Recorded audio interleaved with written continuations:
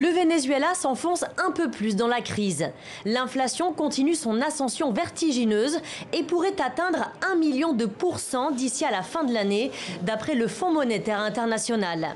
Une situation comparable à celle de l'Allemagne en 1923 ou celle du Zimbabwe dans les années 2000.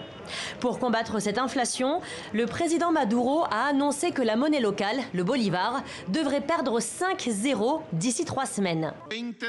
Le 20 août commence le programme de rénovation économique et de reconversion monétaire du bolivar souverain. Il aura 5-0 en moins pour s'aligner sur la crypto-monnaie du pétro. Ainsi, nous aurons un nouveau système financier et monétaire stable qui protégera notre peuple. Cette mesure est loin de convaincre les habitants. Avant, c'était 3-0. Maintenant, c'est 5. Le gouvernement ne prend pas les bonnes mesures contre la crise économique. Ce système socialiste nous mène à la ruine.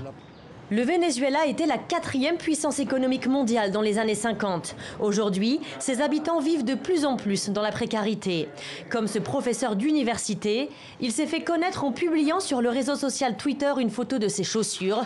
Pour les réparer, il lui faudrait 4 mois de salaire. Voici comment vit un prof d'université, une personne diplômée qui n'a même pas les moyens de réparer les semelles de ses chaussures. Ici, vous pouvez croiser des professeurs qui n'ont rien mangé avant de venir au travail, d'autres qui sont tombés malades parce qu'elles n'ont pas pu acheter de médicaments. C'est tout un pays qui souffre de la dégradation des conditions de vie. Ce jeudi, sur la côte caribéenne, à Maracaibo, députés et habitants ont manifesté contre les coupures de courant de plus en plus fréquentes.